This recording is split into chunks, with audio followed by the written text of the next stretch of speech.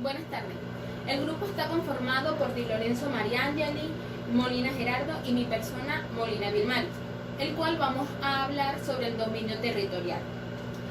Su concepto es aquel subyugo que ejerce el Estado en uso de su facultad sobre el espacio físico, el cual está establecido o delimitado por las fronteras políticas y a su vez comprendido por el suelo, subsuelo marítimo, el mar, espacio aéreo y entre otros. Es en donde el Estado ejerce sus atributos para la realización de sus fines esenciales.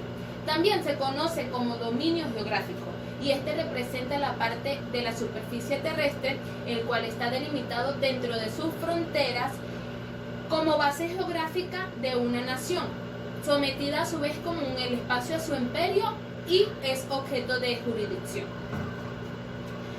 Naturaleza jurídica del dominio territorial. Para unos autores es un concepto que encuadra dentro del término territorio o terreno del derecho privado desde una perspectiva patrimonial. Sin embargo, existen otros autores que la definen como un elemento integrante del derecho político, pero en esta ocasión se va a considerar o observarse dentro del derecho o dar conceptos sobre soberanía. Según los franceses Dogot, Carles de Malberger, el territorio es un límite para el ejercicio del poder estatal. Para Esseye y Boortkin, el territorio es un espacio geográfico en el cual se aplica de una manera efectiva una determinada serie o sistema de normas jurídicas. Al contrario, Verdot la define como la competencia entre lo real y lo territorial. Es real cuando se trata de la facultad para un órgano de regular determinada materia por vía jurídica, legislativa o administrativa, mientras que es territorial cuando hay que establecer igualmente en qué dominio se crea o se puede crear este acto de órganos. En tal sentido, de acuerdo a la nueva directiva jurídica establecida por esta teoría de Verdot, define que la teoría del término competencia viene a ser considerada como un atributo y se presta para designar mejor las distintas situaciones por las que tiene que pasar el Estado en el ejercicio de sus funciones. Continuando, es importante destacar el principio legal de acción conocido como uti possidetis iure, en donde encontramos el campo de aplicación en el derecho privado y en el derecho internacional público, solo con la diferencia que en el derecho privado consiste en el dominio que ejerce el propietario sobre el inmueble, cosa u objeto, y en el derecho internacional público la potestad o el poder que tienen los estados sobre los territorios que geográficamente e históricamente le pertenecen. Este además está lógicamente relacionado con el fenómeno de la obtención de la independencia, donde en cualquier campo que esto ocurra. Su objetivo, evidentemente, es el de evitar que de la independencia y la estabilidad de los nuevos estados estén en peligro por unas nuevas luchas fracticiadas o provocadas por el cambio de la frontera tras la retirada de la potencia administradora. Ahora. Sí, vas bien, Gerardo Ramos. Ahora la mano. Ya, listo, ya. Pero lo intento mejor, ¿verdad que sí? Claro. ¿Viste por qué no me voy ahora? Porque nunca me vuelve un salón que uno pa, ya. Más fácil así. No. Continuando, es oportuno destacar el principio de legalidad de acción conocido como uti possidetis iure, en donde tenemos dos excepciones dentro del derecho privado y el derecho internacional público, solo con la diferencia que en el derecho privado consiste en el dominio que ejerce el propietario sobre el inmueble, cosa u objeto de su derecho, y en el derecho internacional público sobre la potestad que tienen los estados sobre los territorios que geográfica e históricamente le pertenecen. Este está lógicamente relacionado después de la obtención de la independencia, donde en cualquier campo ocurra. Además, su objetivo evidente o principal es el evitar que después de la independencia ocurran nuevas luchas y estos terrenos o territorios se encuentren en peligro por fratricidios provocados por el cambio de frontera tras la retirada de la potencia administradora. Continuando con el utiposidetis de facto, es un principio también legal de acción que en donde su aplicación en el derecho internacional público consiste en el dominio que ejerce un Estado sobre los territorios que efectivamente puede controlar.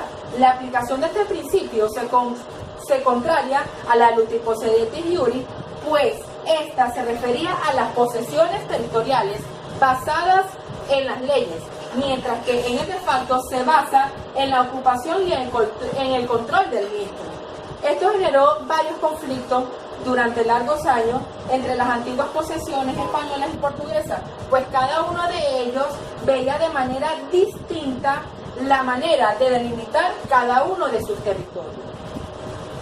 El dominio marítimo. ¿Qué es el dominio marítimo? Este lo entendemos como o está constituido por todos aquellos principios y normas que regulan los espacios marinos y las relaciones entre los sujetos del derecho internacional en la utilización del océano mundial, de su fondo y su subsuelo con fines diferentes.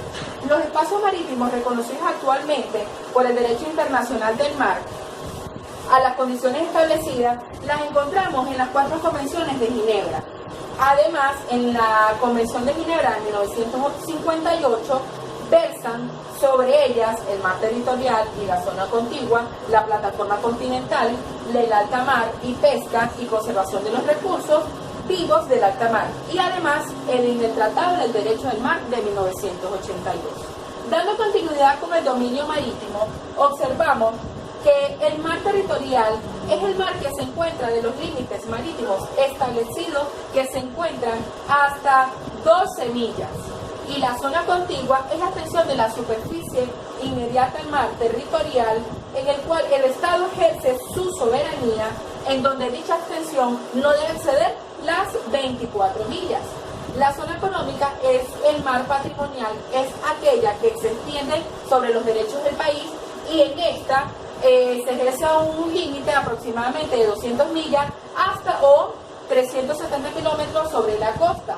El alta mar o Caribe o mar libre está constituido por la zona marítima donde ningún país ejerce su soberanía, es decir, donde no tiene el utiposidetis iuris, el utiposidetis de facto, donde no tiene ese poder o control sobre su nación, ni geográfica ni históricamente. Y la plataforma continental es aquella que se extiende hasta mucho allá, más de lo establecido para el mar territorial. Se extiende hasta donde sean explotables los fondos marinos y dicha extensión no está delimitada aún. Las aguas inferiores, que es la que observamos, vale la redundancia, inferiormente sobre el mar territorial, son aquellas aguas marinas o no continentales que tienen su límite interior en tierra firme y su límite exterior en el mar territorial. Es decir, en otras palabras, las aguas interiores son aquellas aguas por medio de las cuales el acceso a la tierra es fácil. Muy buenos días, mi nombre es Manayeli Lorenzo y les vengo a hablar un poco sobre lo que es el dominio fluvial del Estado.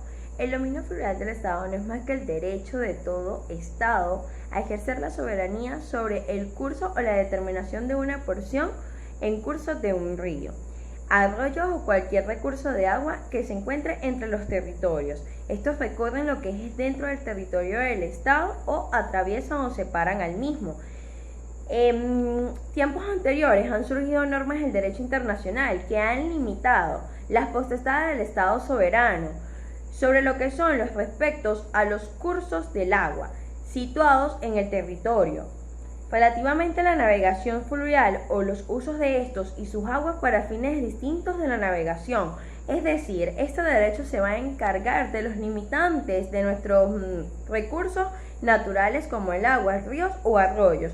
Van a tratar de dividirlos en porciones iguales, haciendo así de esta parte un derecho internacional o un derecho propio que defiende la parte de las divisiones territoriales.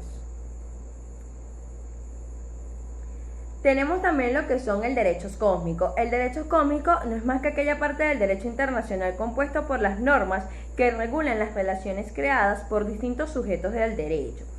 En distintos sujetos del derecho internacional que se encuentran motivados a lo que es la distancia de la actividad realizada en un espacio ultraterráqueo. Es decir, este derecho se va a encargar de dividir los espacios ultraterráqueos, divisiones entre aguas o entre tierra firme.